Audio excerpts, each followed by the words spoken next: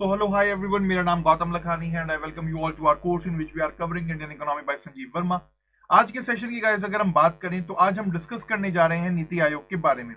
Previous session आपको ध्यान होगा, प्रीवियस सेशन में हमने काफी सारे इंपॉर्टेंट टॉपिक्स देखे थे और उसमें जो हमने टॉपिक कवर करा था उसमें हमने प्लानिंग के बारे में बात करी थी कि इंडिया में किस तरीके से प्लानिंग होती है, प्लानिंग कमीशन क्या है, क्या उसका रोल रहा और किस तरीके से डिफरेंट 5 ईयर प्लान्स इंडिया के अंदर आए और कैसे 2017 तक इंडिया में 5 ईयर प्लान्स का सिलसिला चलता रहा।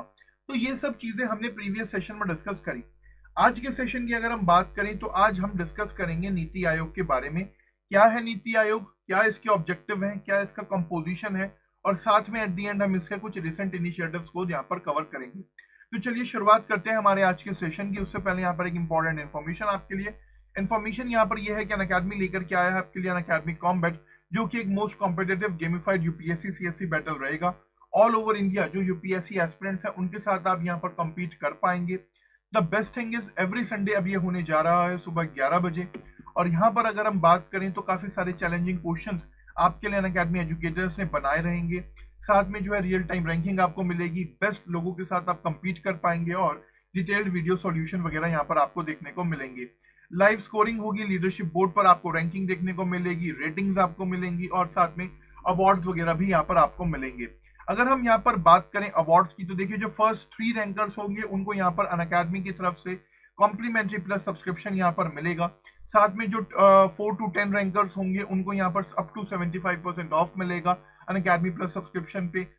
जो भी आप टेन्योर ऑफ योर चॉइस यहाँ पर चुनना चाहें, अलग अलग टेन्योर्स हैं, 6 मंथ्स, 12 मंथ्स, 24 मंथ्स। फिर इसके अलावा जो 11 to 50 रैंकर्स हैं उन्हें 50% और जो 51 to 500 रैंकर्स हैं उनको 25% यहाँ पर ऑफ मिलेगा। तो प्लीज जाइए जाकर इसके अंदर अपने आप को एनरोल करिए। 45 क्वेश्चंस आपको मिलेंगे, 60 मिनट का आपको 45 मिनट्स आपको मिलेंगे, 60 क्वेश्चंस आपको दिए जाएंगे, 12 कॉम्बैट्स होंगे एवरी संडे, रिलेटिव स्कोरिंग यहाँ पर आपको देखने को मिलेगी और 6 डिफरेंट सेक्शन से क्वेश्चन यहाँ पर आएंगे। फ्री ऑफ कॉस्ट जाकर के आप इसमें एनरोल कर सकते हैं by using our referral code RANK10। तो प्लीज जाइए जाकर इसके अंदर अपने आप को एनरोल करिए, इसका बेनिफिट उठाइए। तो चलिए शुरुआत करते हैं हमारे आज के सेशन की और डिस्कस करते हैं नीति आयोग के बारे में कि क्या है नीति आयोग, किस तरीके से काम करता है, क्या इसके ऑब्जेक्टिव्स हैं और क्या कुछ इसने अब तक किया, what are its recent initiatives. तो अगर हम प्रीवियस सेशन की यहाँ पर बात करें तो देखिए जो हमारा पहले का सेशन था उसमें हम ऑलरेडी इंडिया में प्लानिंग को समझ चुके हैं कि किस तरीके से इंडिया में खास करके पोस्ट इंडिपेंडेंस इंडिया में प्लानिंग वगैरह हुई, कैसे हमने 5 ईयर प्लान्स को लेकर के हम चले और किस तरीके से जो है इन्वेस्टमेंट को देखते हुए, डेवलपमेंट को देखते हुए, रिसोर्सेज की मोबिलाइजेशन को देखते हुए यहाँ पर प्लानिंग कमीशन बनाई गई ताकि वो प्रॉपर प्लानिंग वगैरह यहाँ पर करे और जो हमारी नेशनल डेवलपमेंट काउंसिल थी वो प्लान्स वगैरह को अप्रूव यहाँ पर करती थी और इस तरीके से पूरा सिलसिला यहाँ पर चलता था। आगे चल करके यहाँ पर क्या हुआ कि सरकार ने यहाँ पर जो है नीति आयोग का गठन करा और प्लानिंग कमीशन को जो है 1950 में यहाँ पर रिप्लेस कर दिया। इसके अलावा यहाँ पर अगर हम बात करें तो हमने समझा था कि भाई प्लानिंग की नीड क्या थी, बिना प्लानिंग के भी काम हो सकता था, बट यहाँ पर जो भी उसके पीछे के इंपॉर्टेंट पॉइंट्स थे, जो भी इंपॉर्टेंट स्टेप्स थे कि भाई जब देश आजाद हुआ क्या कुछ हालात थे, किस तरीके से चैलेंजेस थे, क्या कुछ आगे लेकर के चलना था, तो वो सब कुछ हमने वहां पर कवर किया और प्लानिंग की नीड को यहाँ पर डिटेल के अंदर जाकर के समझा। फिर हमने यहाँ पर बात करी कि किस तरीके से इंडिया में 5 ईयर प्लान जो है यहाँ पर चलते हैं। फर्स्ट 5 ईयर प्लान जो कि हमें 1951 से लेकर के 1956 तक के लिए देखने को मिला, उसमें हमने बात करी कि कैसे टारगेट ग्रोथ जो है 2.1% की थी बट एक्चुअली में हुई 3.6%। बम्पर एग्रीकल्चर प्रोड्यूस हमें यहाँ पर देखने को मिला और एग्रीकल्चर को देखते हुए, इरिगेशन को देखते हुए बहुत सारे काम यहाँ पर करे गए फर्स्ट 5 ईयर प्लान में। सेकेंड 5 ईयर प्लान में फिर थोड़ा सा शिफ्ट जो है यहाँ पर इंडस्ट्रियलाइजेशन की तरफ दिया गया, ये सब हमने चीजें देखी, इन्फ्लेशन भी उस टाइम पर आई। उसके बाद हमने थर्ड 5 ईयर प्लान को भी जाना कि किस तरीके से जो है वॉर वगैरह हो गए, इंडो चाइना वॉर हुआ, देन इंडो पॉक वॉर हुआ, फिर से ड्रॉट्स वगैरह हमें देखने को मिली और क्या कुछ हालात उस टाइम पर देश में रहे जब ये 5 ईयर प्लान यहाँ पर चला। देन वी हैव सीन कि भाई जो 3 एनुअल प्लान थे 1966 से लेकर के 69 तक के, वो हमारे देश में नहीं लागू, वो यहाँ पर एनुअल प्लान के तौर पर लागू हुए। 5 ईयर प्लान जो है फोर्थ 5 ईयर प्लान वो डिले हो गया। क्यों? क्योंकि उस टाइम पर हालात ऐसे थे, कुछ तो ग्रीन रेवोल्यूशन यहाँ पर करा गया, एग्रीकल्चर को स्ट्रॉन्ग करा गया और बहुत सारी चीजें हमने यहाँ पर कवर करी। फिर फोर्थ 5 ईयर प्लान को देखा, फिफ्थ 5 ईयर प्लान को देखा, then after that 6 5 year plan को देखा, 7 5 ईयर प्लान को देखा, 8 5 ईयर प्लान के बारे में हमने बात करी और साथ में फिर अगर हम बात करें तो 9th 5 ईयर प्लान को देखा समझा कि किस तरीके से जो यहाँ पर इंडिया के अंदर इकोनॉमिक डेवलपमेंट हो रहा था और कैसे अब सोशल जस्टिस और इक्वालिटी की बातें जो है इकोनॉमिक ग्रोथ के अंदर आने लग गई थी। इन सब चीजों को हम यहाँ पर कवर करते रहे और बाद में जो 10th 5 ईयर प्लान आया उसमें हमने देखा कि भाई किस तरीके से सरकार ने जो है हर एक तरीके से पंचायती राज इंस्टीट्यूशंस और अगर हम बात करें तो ग्राउंड लेवल पर जो बेसिकली ऑर्गेनाइजेशंस हैं उनको किस तरीके से स्ट्रॉन्ग करा। ये सब चीजें हमने यहाँ पर देखी कि सोशल चेंजेस क्या हुए देश के अंदर, बाकी सब चीजें। फिर बाद में आया 11th 5 ईयर प्लान जो जिसमें हमने देखा कि सरकार ने इंक्लूसिव ग्रोथ की बात करी कि भाई हमें जो है और इंक्लूसिव ग्रोथ यहाँ पर चाहिए, आम आदमी का और विकास होना चाहिए। ये सब हमने डिस्कस करा एंड आफ्टर दैट हमने 12th 5 ईयर प्लान को यहाँ पर देखा जिसमें हमने जाना कि किस तरीके से जो लास्ट 5 ईयर प्लान था हमारा उसमें ये सब चीजें रही। तो यहां तक कि अगर सेशन की बात करें तो ऑलरेडी हम ये सब चीजें कवर कर चुके हैं, ठीक है। अब बात करेंगे आज नीति आयोग की, ठीक है। तो यहां तक अगर आपका प्रीवियस जो हमने टॉपिक्स कवर करे हैं उसमें आप में से किसी का कोई भी डाउट हो तो प्लीज कमेंट सेक्शन के अंदर डाउट अपना आप मेरे से पूछ सकते हैं। मीनवाइल यहाँ पर अगर आपने वीडियो को लाइक नहीं करा है तो लाइक कर दीजिए। अब आगे चलते हैं, हमारे सेशन को कंटिन्यू करते हैं। तो जिसका यहाँ तक कोई भी डाउट हो प्लीज पूछ लीजिए। Good evening everyone. तो देखिए अब बात कर लेते हैं नीति आयोग की। अब यहाँ पर अगर हम बात करें गवर्नमेंट ऑफ इंडिया की तो देखिए क्या करा भारत सरकार ने, जो हमारा ओल्ड इंस्टीट्यूशन था प्लानिंग कमीशन के नाम से, उसको यहाँ पर जो है रिप्लेस कर दिया गया एक नए इंस्टीट्यूशन से जिसका नाम रखा गया नीति आयोग। 1 जनवरी 2015 से ये हमें देखने को मिला। और अगर आप यहाँ पर देखें इसके चेयरमैन कौन हुए, प्राइम मिनिस्टर जो है इसके आज की डेट में चेयरमैन के तौर पर हमें देखने को मिलते हैं। नीति आयोग, अब आप कहेंगे कि भाई नीति का क्या मतलब हुआ, तो देखिए नीति आयोग का में जो नीति है उसकी फुल फॉर्म यहाँ पर है national institution for transforming India.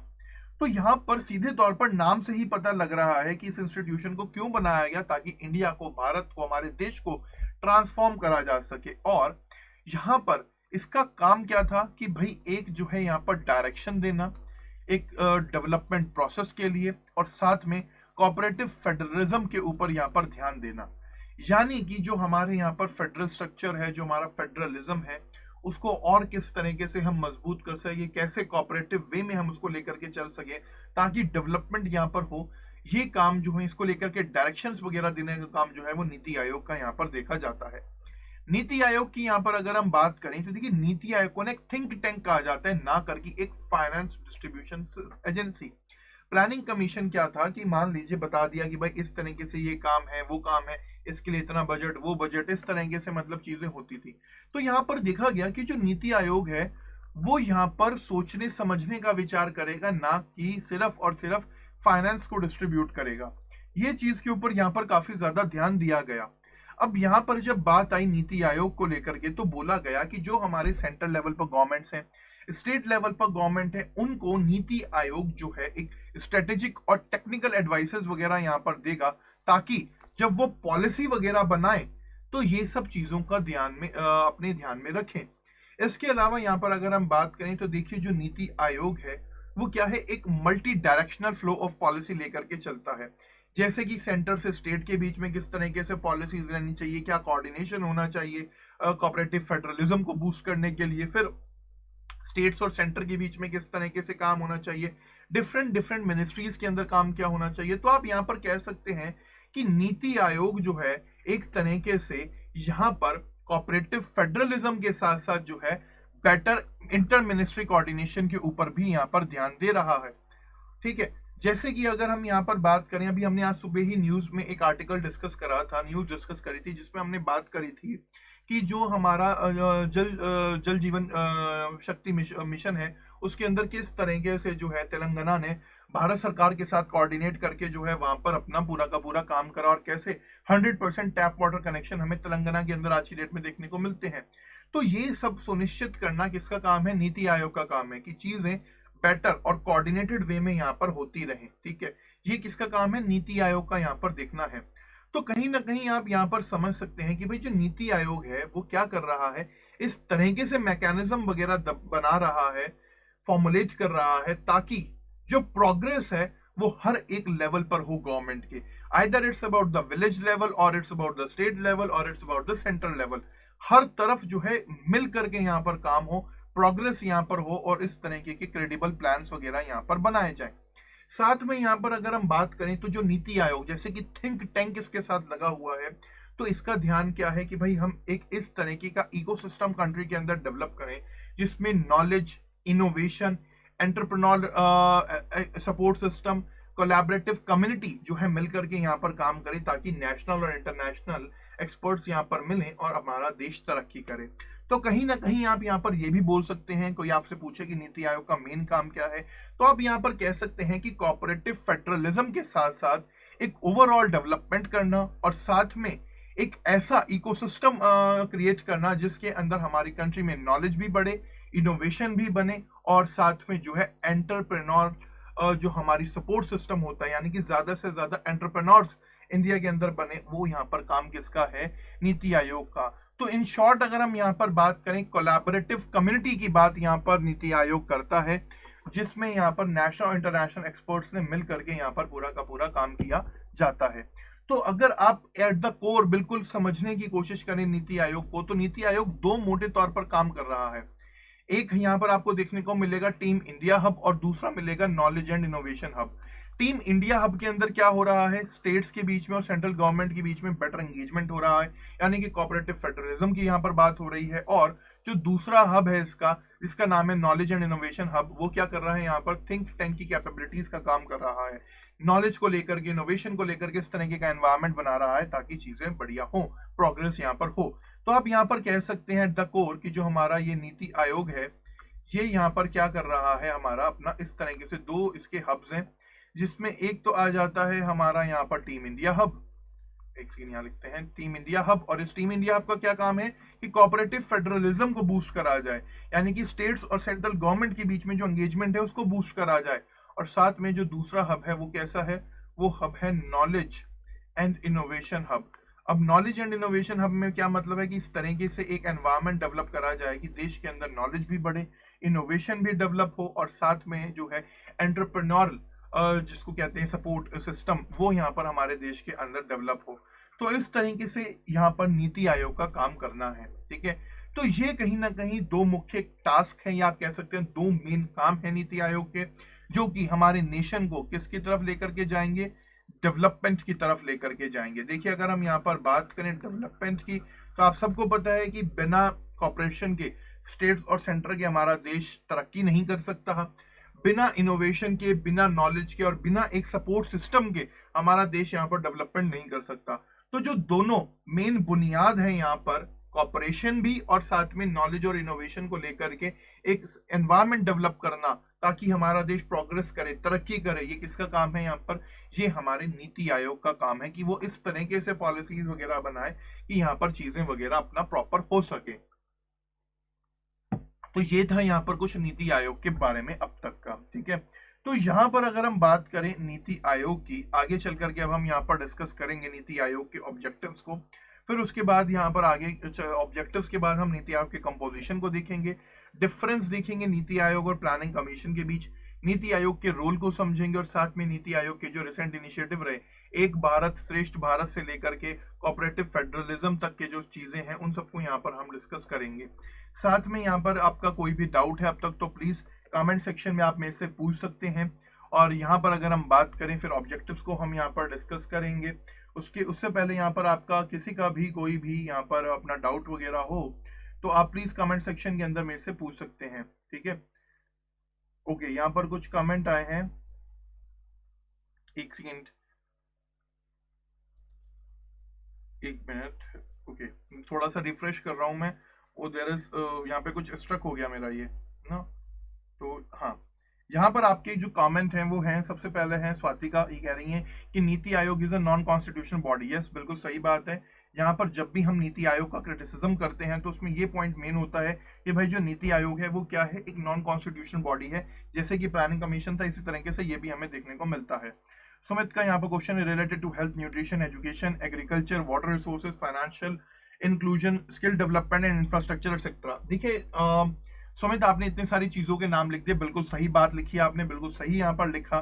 But अगर आप सिर्फ लिख देते एक चीज कि रिलेटेड टू एसडीजीज, यानी कि जो सस्टेनेबल डेवलपमेंट गोल्स हैं उनको लेकर के ही यहाँ पर नीति आयोग का काम यहाँ पर करना है, तो ये अगर आप चीज लिख देते तो आपका काम इजी हो जाता और ज्यादा, ठीक है। तो मेन काम क्या है नीति आयोग का कि भाई क्या होना चाहिए यहाँ पर इंडिया के अंदर, बेसिकली जो सस्टेनेबल डेवलपमेंट गोल्स हैं, अभी मैं उनको आगे चल करके आपको बताऊंगा, अभी जब हम रूल के डिस्कस करेंगे उनको यहाँ पर फुलफिल करा जाए।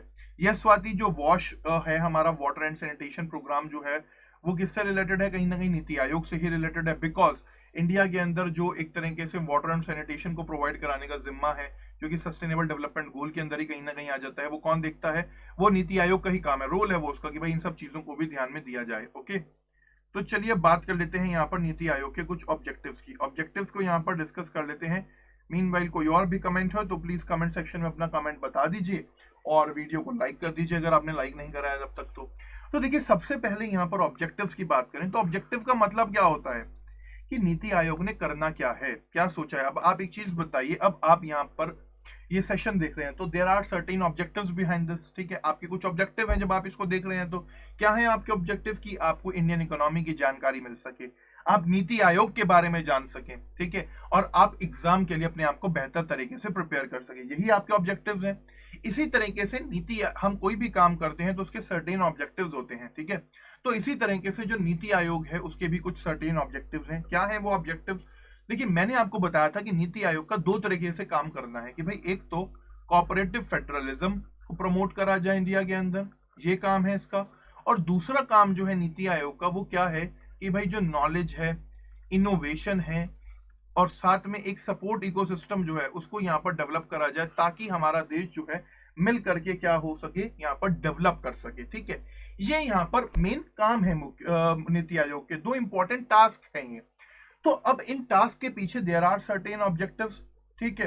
तो यहाँ पर ऑब्जेक्टिव क्या है नीति आयोग का, देखिए सबसे पहला ऑब्जेक्टिव तो ये है कि कोऑपरेटिव फेडरलिज्म को फोस्टर करना, इस तरीके से इनिशिएटिव्स लेकर के आना, इस तरीके से मैकेनिज्म यहाँ पर डेवलप करना ताकि जो स्टेट्स हैं वो कॉन्टिन्यूअस बेसिस पर जो है क्या कर सके, एक स्ट्रॉन्ग नेशन बनाने का काम यहाँ पर कर सके। देखिए क्या एक चीज का मुझे जवाब दीजिए, क्या जब तक हमारी स्टेट्स कोऑपरेटिव वे में काम नहीं करेंगी, जब तक हमारी स्टेट्स एक स्ट्रॉन्ग स्टेट्स के तौर पर काम नहीं करेंगी तो क्या हमारा नेशन स्ट्रॉन्ग बनेगा? जी नहीं बनेगा। क्यों? द रीजन इज कि यहाँ पर एक तरीके से आप कह सकते हैं कि हॉलिस्टिक डेवलपमेंट हमारी कंट्री का नहीं होगा।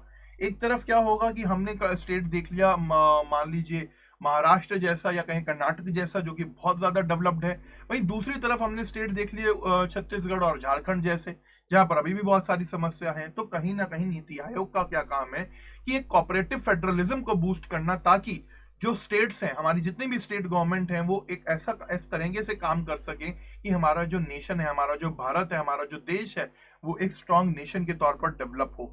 तो यहाँ पर नीति आयोग उस तरीके से इनिशिएटिव्स, मैकेनिज्म्स को यहाँ पर स्ट्रक्चर्ड करता है कि भाई चीजें यहाँ पर हमारे देश के तरक्की के लिए यहाँ पर हों। पहला पॉइंट तो यहाँ पर ये हो गया। दूसरा पॉइंट यहाँ पर क्या आ जाता है कि भाई इस तरीके से, अब देखिए हमारे देश के अंदर जो मेन इकाई है जिसको हम कहते हैं कि जो सबसे लोअर लेवल ऑफ एक तरीके से आप कह सकते हैं कि भाई एडमिनिस्ट्रेशन है या सोसाइटी है, उसमें आ जाते हैं विलेजेस। तो कहीं ना कहीं एक इस तरीके का मैकेनिज्म डेवलप करना कि भाई जो विलेज लेवल है वहां पर भी जो है पूरा डेवलप वगैरह हो, प्रोग्रेस वगैरह हो, ठीक है, और साथ में जो हायर लेवल पर गवर्नमेंट है उनमें भी एक प्रोग्रेस वगैरह हो यहाँ पर।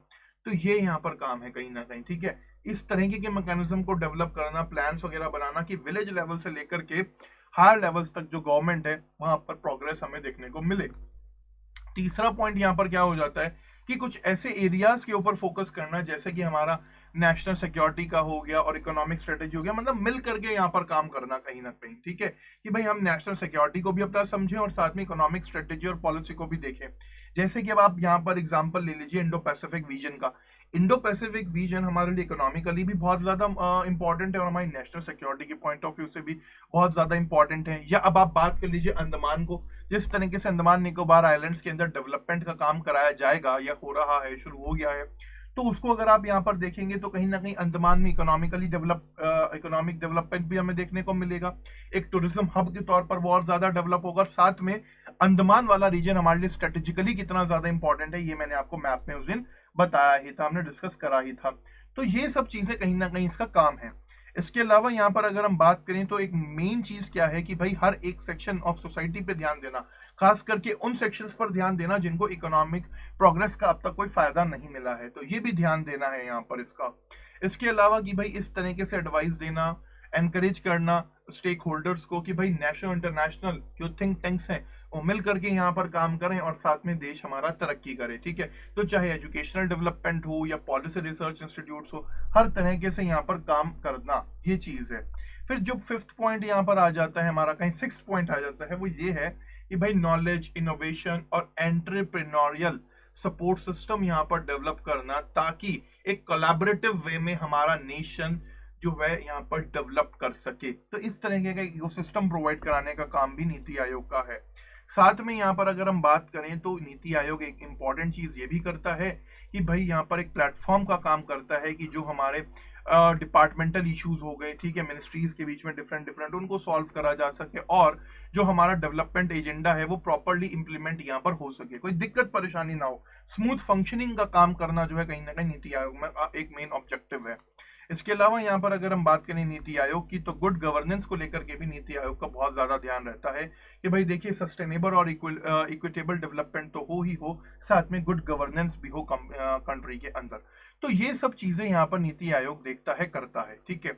अब देखिए जो यहाँ पर अगर आप ये फोटो देखेंगे तो इसमें आपको देखने को मिल जाएंगे सारे के सारे पॉइंट्स, हमारे ऑब्जेक्टिव्स हमारे नीति आयोग के। तो आप चाहें तो ये ना, ये जो एक इमेज सी है, इस इमेज को आप क्या कर सकते हैं, जाकर के अपना गूगल से डाउनलोड कर सकते हैं, मैंने भी वहीं से करी है, घर नहीं बनाई है, तो आप जाइए जाकर गूगल से डाउनलोड कर लीजिएगा और इसको कहीं प्रिंट आउट लगा के अपने सामने लगा दीजिएगा दीवार पे, ताकि आपके माइंड में ये सब चीजें चलती रहे, ठीक है। तो ये था नीति आयोग के कुछ ऑब्जेक्टिव्स के बारे में, जिसमें हमने कोऑपरेटिव फेडरलिज्म से लेकर के इनोवेशन से लेकर के और सपोर्ट सिस्टम तक डेवलप करने की यहाँ पर बात करी। तो ये सब चीजें यहाँ पर अभी तक हमने डिस्कस कर ली।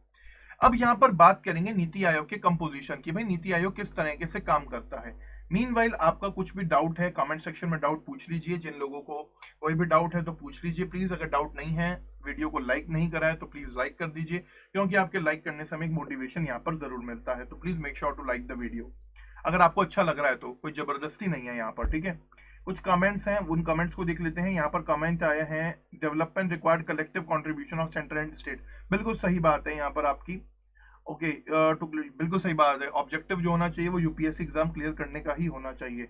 And focus on technology upgradation. देखिए स्वाति, जैसे कि हमने इनोवेशन की बात करी, तो उसी इनोवेशन के अंदर ये टेक्नोलॉजिकल अपग्रेडेशन आ जाएगा।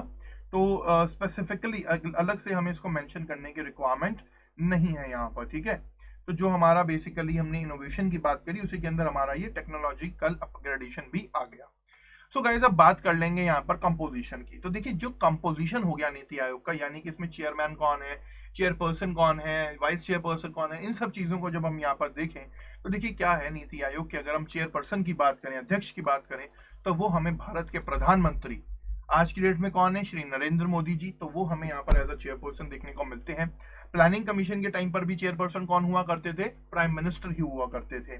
इसके बाद यहाँ पर एक वाइस चेयरपर्सन की भी एक पोस्ट है, जो कि कौन अपॉइंट करता है, वाइस चेयरपर्सन को अपॉइंट करा जाता है प्राइम मिनिस्टर के द्वारा। जिसको मर्जी चाहे वो यहाँ पर अपॉइंट अपना कर सकते हैं।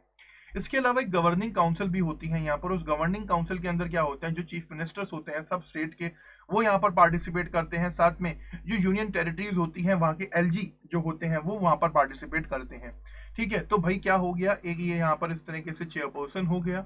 इन चेयरपर्सन को यहाँ पर एक गवर्निंग काउंसिल हो गई, और उस गवर्निंग काउंसिल के अंदर कौन हो गए, इस गवर्निंग काउंसिल के अंदर जितने भी यहाँ पर सीएम हैं, एलजी हैं यूनियन टेरिटरीज के, वो यहाँ पर हमें देखने को मिलते हैं। तो ये एक सिस्टम हो गया। फिर इसके अलावा क्या होते हैं, एक रीजनल काउंसिल्स भी होती हैं।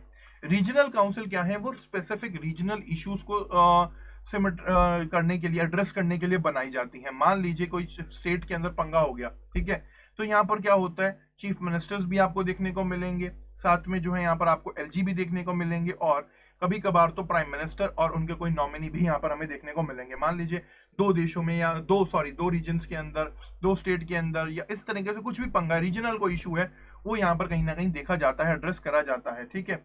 इसके अलावा यहाँ पर हमें एडॉक मेंबरशिप भी देखने को मिलती है। भाई 2 मेंबर ऐसे हैं जो कि रिसर्च को लेकर के काम करते हैं और रोटेशनल बेसिस पर इसके अंदर अपने आप को ऐड करते हैं। ठीक है, रिसर्च का भी यहाँ पर काम होता है कहीं ना कहीं नीति आयोग का। नीति आयोग की 3 स्पेशल विंग्स जो हमें देखने को मिलती हैं, रिसर्च विंग, कंसल्टेंसी विंग और टीम इंडिया विंग। इनका काम क्या है, इनके अंदर जो मेंबर्स होते हैं वो भी हमें कहीं ना कहीं देखने को मिलते हैं अलग अलग। फिर एक्स ऑफिशियो मेंबरशिप्स भी होती हैं। देखिए जो यूनियन काउंसिल मिनिस्टर्स हैं, ठीक है, तो कुछ ऐसे यूनियन काउंसिल ऑफ मिनिस्टर्स हैं जो कि यहाँ पर क्या करते हैं, इसका मेंबर बनते हैं। उनको अपॉइंट कौन करते हैं, प्राइम मिनिस्टर करते हैं। तो मैक्सिमम 4 यूनियन काउंसिल मिनिस्टर्स जो हैं वो यहाँ पर क्या कर सकते हैं, इसका मेंबर बन सकते हैं। हालांकि उन्हें नॉमिनेट कौन करेंगे, प्राइम मिनिस्टर साहब उनको नॉमिनेट यहाँ पर करेंगे। फिर एक पोस्ट होती है यहाँ पर चीफ एग्जीक्यूटिव ऑफिसर की। तो जो चीफ एग्जीक्यूटिव ऑफिसर हैं वो प्राइम मिनिस्टर ही उनको अपॉइंट करते हैं और ये एक तरीके से आईएएस ऑफिसर्स होते हैं, सेक्रेटरी रैंक के। ठीक है, तो एक पर्टिकुलर फिक्स्ड टेन्योर के लिए इनको जो है यहाँ पर अपॉइंट करा जाता है। इसके अलावा देखिए कुछ काम है, मान लीजिए तो स्पेशल इनवाइटीज भी हमें देखने को मिलते हैं, एक्सपर्ट, स्पेशलिस्ट, अलग अलग डोमेन को लेकर के, तो वो भी यहाँ पर हमें देखने को मिल जाते हैं। तो कहीं ना कहीं आप यहाँ पर कह सकते हैं कि भाई जो मेन है वो कौन है, यहाँ पर प्राइम मिनिस्टर है। फिर प्राइम मिनिस्टर अपॉइंट किस किस को कर रहे हैं, प्राइम मिनिस्टर अपॉइंट यहाँ पर एक वाइस चेयरपर्सन को कर रहे हैं। साथ में प्राइम मिनिस्टर यहाँ पर अपॉइंट कर रहे हैं 4 council of union council of ministers को। साथ में प्राइम मिनिस्टर अपॉइंट कर रहे हैं एक चीफ एग्जीक्यूटिव ऑफिसर को और साथ में प्राइम मिनिस्टर नॉमिनेट कर रहे हैं एक्सपर्ट्स को। तो ये सब जो है यहाँ पर नीति आयोग के कंपोजिशन का पार्ट बनते हुए हमें देखने को मिलते हैं। अब देखिए नीति आयोग जो कि एक थिंक टैंक के तौर पर जिसको कहा जा रहा है, तो उसकी कुछ स्पेसिफिक विंग्स भी हैं जिनको स्पेशलाइज्ड विंग्स बोला जाता है। विंग्स का क्या मतलब हो ना, अलग अलग तरीके से काम करने वाला एक तरीके से बॉडी मान लीजिए आप। ठीक है, तो नीति आयोग की सबसे इंपॉर्टेंट विंग आ जाती है रिसर्च विंग। रिसर्च विंग का काम क्या होता है कि भाई जो भी यहाँ पर चीजें चल रही हैं, ठीक है, पॉलिसी बनानी है या कुछ भी बनाना है, तो उनसे रिलेटेड यहाँ पर रिसर्च वगैरह करना कि हाँ कैसे था, पहले क्या था, अब क्या हो सकता है, कितना इकोनॉमिकली खर्चा आएगा, जो भी चीजें हैं मतलब रिसर्च वगैरह यहाँ पर करना। फिर एक होती है यहाँ पर कंसल्टेंसी विंग। इनका काम नाम से ही पता लग रहा है कि भाई कंसल्ट करना चीजों को लेकर के। तो ये रिसर्च विंग के बाद जब यहाँ पर चीजें जाती हैं कंसल्टेंसी विंग पर, तो ये क्या करते हैं, आपस में कंसल्ट करते हैं कि भाई हाँ ये सब रहेगा, इस तरीके से पॉलिसी को आगे लेकर के जाया जा सकता है एंड ऑल दैट थिंग। फिर यहाँ पर हमें देखने को मिलती है टीम इंडिया विंग, जिनका काम क्या होता है, कोऑपरेटिव फेडरलिज्म को ज्यादा से ज्यादा बूस्ट करना, स्टेट्स का पार्टिसिपेशन कराना और पूरी तरीके से उस पॉलिसी को, इनिशिएटिव को इम्प्लीमेंट कराना। और अल्टीमेटली जो मेन गोल होता है वो ये होता है कि जो ऑब्जेक्टिव्स के साथ किसी पॉलिसी को या इनिशिएटिव को बनाया गया है वो यहाँ पर फुलफिल हो। तो ये सब चीजें यहाँ पर हमें देखने को मिलती हैं नीति आयोग के अंदर। ठीक है, आई होप यहाँ तक आपको चीजें क्लियर हो गई होंगी। अब तक कोई डाउट है तो प्लीज कमेंट सेक्शन में अपना डाउट आप मेरे से पूछ सकते हैं। Till now what we have discussed, अब सबसे पहले हमने यहाँ पर डिस्कस करा था नीति आयोग के बारे में, फिर नीति आयोग के रोल को, ऑब्जेक्टिव्स को समझा, नीति आयोग के कंपोजिशन को समझा। अब यहाँ पर डिफरेंस समझेंगे नीति आयोग और प्लानिंग कमीशन का। कोई डाउट है तो प्लीज कमेंट सेक्शन में अपना डाउट आप मेरे से पूछ सकते हैं, और अगर डाउट नहीं है तो कोई बात नहीं, आगे चलते हैं, हम कंटिन्यू करते हैं। वीडियो को लाइक कर दीजिएगा इसी बात पे अगर डाउट नहीं है तो, ठीक है ना। तो देखिए गाइस, अगर हम यहाँ पर बात करें, okay everything is clear. Yes Sumit, बिल्कुल ठीक बात आपकी। हाँ बिल्कुल, PM nominate maximum 4 union ministers, बिल्कुल ठीक बात अमिताभ कांत, बिल्कुल 3 विंग्स, यस सही बात है। तो देखिए गाइस, अब बात कर लेते हैं यहाँ पर डिफरेंसेस के बीच में। देखिए यहाँ पर अगर हम बात करें नीति आयोग की, तो नीति आयोग हमें क्या देखने को मिला, एक थिंक टैंक के तौर पर देखने को मिला। वहीं प्लानिंग कमीशन जो था वो एक एक्स्ट्रा कॉन्स्टिट्यूशनल बॉडी के तौर पर यहाँ पर काम करता था। ठीक है, पहली चीज तो ये। दूसरी चीज यहाँ पर क्या होती है कि जो नीति आयोग है, जैसे कि मैंने आपको बताया, देखिए अब कह सकते हैं यहाँ पर कि नीति आयोग जो है उसमें वाइडर एक्सपर्टीज हमें देखने को मिलता है, प्लानिंग कमीशन में लिमिटेड एक्सपर्टीज था। बट कहीं ना कहीं अगर आप नीति आयोग का भी अब तब रोल को एसेस करें ना, तो there are certain people in the society, economist कह लीजिए या बहुत सारे जो पॉलिसी मेकर्स हैं, उनका क्या कहना है कि जो नीति आयोग है वो क्या है, वो कहते हैं ना कि भाई ओल्ड बॉटल के अंदर न्यू कुछ डाल देना, इट्स लाइक दैट ओनली। ठीक है, तो यही चीज है। बाकी नीति आयोग जो है वो क्या, एक कोऑपरेटिव फेडरलिज्म की स्पिरिट को लेकर के काम करता था कि भाई हर एक स्टेट को इक्वल पार्टनर्स के तौर पर यहाँ पर डील करना। साथ में यहाँ पर प्लानिंग कमीशन की बात करें तो स्टेट्स जो है यहाँ पर पार्टिसिपेट तो करते थे, बट स्पेक्टेटर्स के तौर पर करते थे कि भाई एनुअल प्लान मीटिंग के अंदर क्या कुछ हो रहा है। ठीक है, साथ में यहाँ पर जो सेक्रेटरीज हैं वो सीईओ होते हैं, जिनको अपॉइंट कौन करता है, प्राइम मिनिस्टर करता है। यहाँ पर जो है सेक्रेटरीज अपॉइंट होते थे यूजुअल प्रोसेस के थ्रू, ठीक है, सेक्रेटरीज जैसे आईएएस ऑफिसर्स होते हैं। इसके अलावा जो यहाँ पर नीति आयोग है वो बॉटम्स अप अप्रोच के बारे में बात करता है, यानी कि विलेज से लेकर के ऊपर हायर लेवल तक की बात करता है। बट वहीं प्लानिंग कमीशन जो है टॉप डाउन की बात करता था, ऊपर से नीचे की बात करता था। ये सब चीजें हैं कहीं ना कहीं। फिर क्या है कि देखिए, does not possess mandate to impose policies on the state tied allocation of the funds with the project state allocated. क्या होता है कि यहाँ पर जो पॉलिसीज वगैरह बना दी गई उसके लिए मैंडेटरी नहीं है कि भाई आपको इम्पोज करनी ही करनी है पॉलिसी। बट प्लानिंग कमीशन में क्या होता था, इन पॉलिसीज वगैरह बनाई जाती थी स्टेट के लिए, बकायदा उसके लिए फंड्स वगैरह एलोकेट करे जाते थे कि भाई सर्टेन प्रोजेक्ट के लिए आप ये सब फंड्स यहाँ पर अपना अप्रूव कर सकते हैं और इनको कर सकते हैं। इसलिए हमने सबसे पहला पॉइंट क्या पढ़ा था नीति आयोग में कि that it is not a finance distributor agency, जो कि प्लानिंग कमीशन के लिए बोला जाता है यहाँ पर। इसके अलावा यहाँ पर अगर हम बात करें तो देखिए, जैसे कि मैं आपको ऑलरेडी बता चुका हूं कि इसके पास कोई पावर नहीं होती फंड्स को एलोकेट करने की, ये पावर फाइनेंस मिनिस्टर के पास है। बट प्लानिंग कमीशन के पास पावर थी फंड्स को एलोकेट करने की। इसी वजह से ये जो लास्ट के 2 पॉइंट है ना, इन्हीं 2 पॉइंट्स की वजह से नीति आयोग को यहाँ पर not a finance distributing agency यहाँ पर बोला जाता है। हालांकि प्लानिंग कमीशन को क्या बोला जाता है, फाइनेंस डिस्ट्रीब्यूटिंग एजेंसी के तौर पर यहाँ पर बोला जाता है, बिकॉज ये काम करता था, फंड्स को एलोकेट यहाँ पर करता था। ओके, आई होप आपको चीजें यहाँ तक समझ आ गई होंगी। कोई डाउट है तो प्लीज कमेंट सेक्शन में डाउट पूछ लीजिए। यस, बिल्कुल सही बात, एडवाइजरी बॉडी है एक तरीके से। किसी का कोई भी डाउट हो तो पूछ लीजिए। बाकी एक छोटे से अपना हमारे कुछ डाउट्स सॉरी कंपैरिजन वगैरह हैं, डिफरेंसेस वगैरह हैं जिनको हमने यहाँ पर देखा। हालांकि रियलिटी के अंदर क्या है क्या नहीं वो यहाँ पर हम कुछ कह नहीं सकते, क्योंकि अब देखिए कुछ पॉलिसी मेकर्स का, जैसे मैं आपको ऑलरेडी बता चुका हूँ, असेसमेंट कर रहे हैं। तो नीति आयोग के लिए भी यही बोला जा रहा है कि भाई कुछ खास काम नहीं। जिस तरीके से यहाँ पर प्लानिंग कमीशन थी वही है, नीति आयोग भी पूरी तरीके से अपना फॉलो नहीं कर पा रहा है चीजों को। तो ये सब अलग अलग चीजें हमें यहाँ पर देखने को मिलती हैं, ठीक है। तो आपको ये कहीं ना कहीं समझना चाहिए, ठीक है। ओके, यहाँ पर क्वेश्चन आया है कि भाई इस नीति आयोग का स्टैट्यूटरी बॉडी, तो देखिए नहीं, नीति आयोग जो है neither it's a constitutional body nor a statutory body, ठीक है।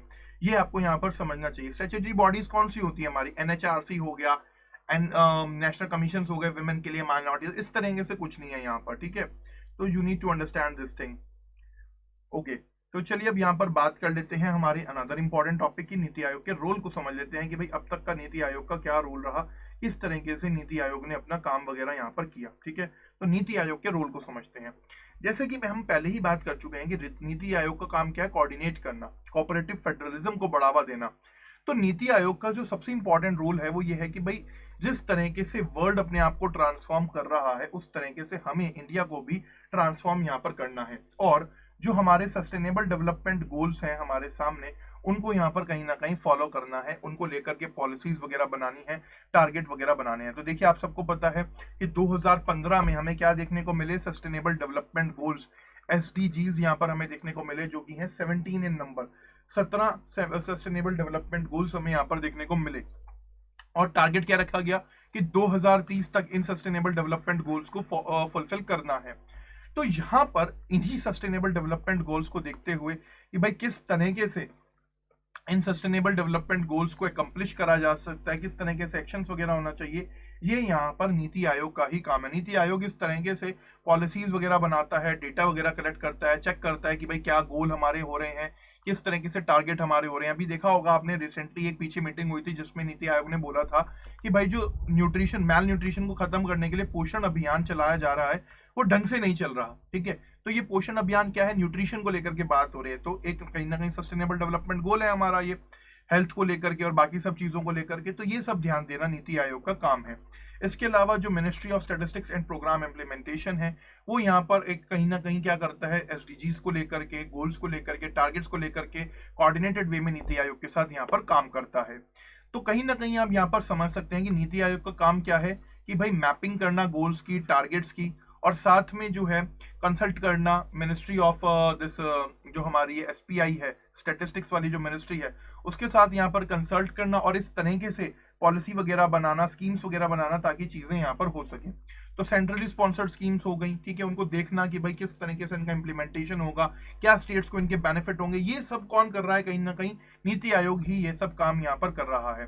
तो अब यहाँ पर कह सकते हैं कि नीति आयोग का काम क्या है, क्लोज कॉपरेशन करना, कंसल्टेशन करना, कोऑर्डिनेशन बिठाना सेंट्रल गवर्नमेंट्स के बीच में और स्टेट गवर्नमेंट्स के बीच में, ये काम है मेन नीति आयोग का। और ये सब प्रोसेस जो है क्या किसको लेकर के हो रहा है, सस्टेनेबल डेवलपमेंट गोल्स को लेकर के हो रहा है। यानी कि नीति आयोग के पास ऑलरेडी एक रास्ता है कि भाई हमें ये गोल्स जो है यहाँ पर फुलफिल करने हैं, और उन गोल्स को देखते हुए ही नीति आयोग यहाँ पर अपना फंक्शनिंग वगैरह करता है। तो ये आपको यहाँ पर ध्यान देना चाहिए। जैसे कि अभी सुमित ने बहुत सारी चीज लिखी थी ऊपर कि भाई related to this this this this, तो अगर आप सीधा सीधा सस्टेनेबल डेवलपमेंट गोल्स लिख लेते तो आपको 2 के 2 नंबर पूरे मिल जाते। हालांकि नंबर अब भी मिल जाएंगे, बट आप पूरे 17 के 17 सस्टेनेबल डेवलपमेंट गोल्स को नहीं मेंशन कर पाए।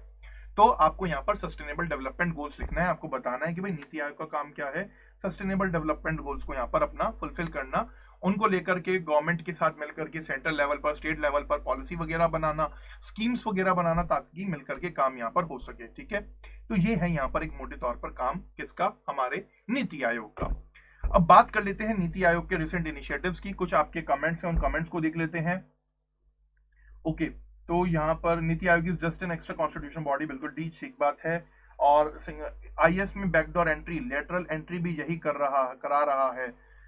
हाँ, कहीं ना कहीं अगर आप बात करें तो देखिए, नहीं उसमें तो खैर गवर्नमेंट का भी ज्यादा वो है, government also want such kind of a thing कि भैया एक्सपर्टीज बड़े अलग अलग फील्ड के अंदर, तो उसके लिए कुछ नहीं कह सकते। यस सर, जस्ट रिवीजन, बिल्कुल नहीं, अच्छी बात है सुमित, रिवीजन करिए, कोई दिक्कत नहीं, कमेंट्स में करते रहिए।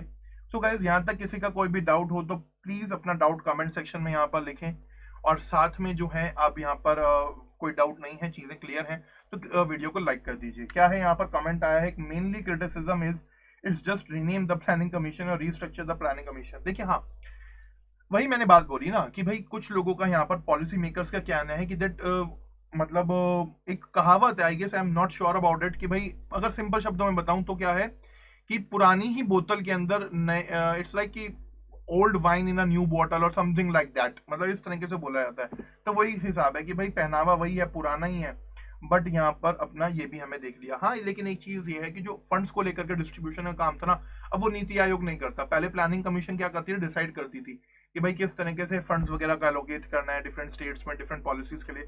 अब ये काम कौन कर रहा है, यहाँ पर नीति आयोग ही यहाँ पर ये काम कर रहा है। ठीक है, नीति आयोग नहीं कर रहा, सॉरी, नीति आयोग ये काम नहीं कर रहा, फाइनेंस मिनिस्टर ये सब चीजें देखती हैं। State development council planning commission के साथ ही खर्च कर दी गई है, और अभी पॉलिसी मेकिंग में स्टेट का व्यू लेते हैं। देखिए, वही तो मैंने कहा ना कि जो नीति आयोग है उसका काम क्या है, कोऑपरेटिव फेडरलिज्म को बूस्ट करना, साथ में यहाँ पर लेकर के चलना अपना दोनों चीजों को, ठीक है ना, और स्टेट्स को भी और सेंट्रल गवर्नमेंट को भी। तो चलिए sir, old wine is more costly than the new wine, बिल्कुल ठीक बात है, ओल्ड वाइन बहुत कॉस्टली होती है, अपने आप में प्रीशियस होती है। तो चलिए अब बात कर लेते हैं यहाँ पर वाइन को छोड़ करके हमारे नीति आयोग के बारे में। नीति आयोग ने कुछ इनिशिएटिव्स लिए ताकि हमारा जो देश है वो इंक्लूसिवली और सस्टेनेबली डेवलप यहाँ पर कर सके। क्या है वो इनिशिएटिव्स? सबसे पहला है एक भारत श्रेष्ठ भारत। आपने देखा होगा प्रधानमंत्री नरेंद्र मोदी भी इस बारे में काफी बार बोलते हैं, एक भारत श्रेष्ठ भारत। अभी उन्होंने जो है, अगर हम बात करें, हमारा जो कलकत्ता के अंदर एक रैली कर रहे थे, आई गेस वहीं पर उन्होंने मेंशन भी करा कि भाई Calcutta is an example of एक भारत श्रेष्ठ भारत। तो इस तरीके से चीजें यहाँ पर हमें देखने को मिली। सॉरी, हैदराबाद के अंदर कर रहे थे, तमिलनाडु के अंदर आई गेस कर रहे थे वो, जब टैंक का भी वो था, टैंक बनाया गया था वो जो हमारा नया MK1A, तो तब शायद से आई गेस। हाँ, तो चलिए अब यहाँ पर छोड़िए उस बात को। अब एक भारत श्रेष्ठ भारत की क्या काम है? एक भारत श्रेष्ठ भारत जो इनिशिएटिव है उसमें अगर आप देखें तो नीति आयोग का क्या काम है कि यहाँ पर जो हमारा देश है, भारत, इंडिया, वो यूनाइट रहे, स्ट्रांग रहे, और उसके अंदर एक्सीलेंस प्रमोट करा जाए। ये काम है यहाँ पर नीति आयोग का कि भाई इस तरीके से पॉलिसीज को बनाना, इस तरीके से एजुकेशन को लेकर के, कल्चरल एक्सचेंजेस को लेकर के यहाँ पर करना, ताकि देश यूनाइट रहे, देश मजबूत बने, और साथ में हमारे देश में एक्सीलेंस प्रमोट हो। ये किसका काम है? एक भारत श्रेष्ठ भारत। अब नाम से ही पता लग रहा है, एक Bharat means United India, strong India. एक भारत मीन्स यूनाइटेड इंडिया, श्रेष्ठ Bharat means strong and excellent India, यानी कि हमारे देश में मजबूती भी हो, हम जो है स्ट्रॉन्ग भी बने, और हमारे यहाँ पर एक्सीलेंस भी प्रमोट हो, ये काम करना। दूसरा इनिशिएटिव है sustainable action from transforming human capital, जिसको साथ बोला जाता है, साथ इनिशिएटिव बोला जाता है। तो 7 इनिशिएटिव की बात अगर हम यहाँ पर करें तो एजुकेशन से लेकर के हेल्थ के अंदर ट्रांसफॉर्मेशन करने का काम यहाँ पर नीति आयोग ने करा, और इसके लिए बाकायदा यहाँ पर क्या करा गया, काफी सारे इनिशिएटिव्स वगैरह यहाँ पर लिए गए, टेक्निकल सपोर्ट वगैरह प्रोवाइड कराया गया, सोशल सेक्टर्स इंडिकेटर्स वगैरह यहाँ पर दिए गए, बहुत सारे डेवलपमेंट यहाँ पर करे गए ताकि चीजें यहाँ पर डेवलप हो सके। ठीक है, फिर काम क्या है, development support services to the state. ठीक है, कि भाई इंफ्रास्ट्रक्चर डेवलप जो हो उसके लिए एक सब सिस्टम बनाना, सर्विसेज डेवलप करना, ताकि जो सेंट्रल स्टेट पार्टनरशिप है वो प्रॉपर तरीके से चल सके। तो उसके लिए बाकायदा क्या किया, जो भी स्ट्रक्चरल इश्यूज थे डेवलपमेंट को लेकर के, इंस्टीट्यूशंस को लेकर के, ऑर्गेनाइजेशंस को लेकर के, उनको यहाँ पर ठीक करा, सेंट्रल स्टेट पार्टनरशिप मॉडल को लेकर के ज्यादा से ज्यादा बूस्ट करा। खैर समझ तो आता नहीं है कि किस तरीके से बूस्ट करा है, क्योंकि ये तो इस टाइम पर अगर हम बात करें फेडरलिज्म की तो आई डोंट सी एनीवेयर। चाहे आप बात कर लीजिए इकोनॉमी को लेकर के, स्टेट्स को तो किस तरीके से स्टेट्स के राइट्स का वायलेशन करा जा रहा है, everybody knows about this thing, either it's about the financial system or it's about their और लेजिस्लेटिव प्रोसेस, ये आप सबको पता है। चाहे फार्म बिल्स का कानून हो या जीएसटी कंपनसेशन को लेकर के दिक्कतें हो, तो कहीं ना कहीं स्टेट्स के बीच में और सेंटर के बीच में क्या है, तकरार बना हुआ ही है। आई am not talking about those states जहाँ के लीडर्स अपना बिल्कुल भी नहीं सोच रहे हैं, लगातार चीजों को कर रहे हैं, but in reality the thing is कि कहीं ना कहीं आज की डेट में जो सेंट्रल गवर्नमेंट है वो स्टेट्स के जो एक डोमिनियन है उसके अंदर बहुत ज्यादा इंटरफेयर इस टाइम पर कर रही है, तो कहीं ना कहीं it is not good for the federal structure. तो चलिए अब बात कर लेते हैं अनदर इंपॉर्टेंट चीज की, कि भाई पब्लिक प्राइवेट पार्टनरशिप करी हेल्थ के अंदर, प्रिवेंशन से लेकर के डायग्नोसिस तक, फिर ट्रीटमेंट तक, इन सब चीजों को लेकर के यहाँ पर एक फ्रेमवर्क वगैरह तैयार करा ताकि जो है हेल्थ हमारे यहाँ पर डेवलप हो सके। फिर कोऑपरेटिव फेडरलिज्म के लिए काम करा गया, मैं दोबारा से नहीं बताऊंगा कोऑपरेटिव फेडरलिज्म क्या हो गया, क्योंकि बहुत अब तक हम यही डिस्कस करते आ रहे हैं कोऑपरेटिव फेडरलिज्म को।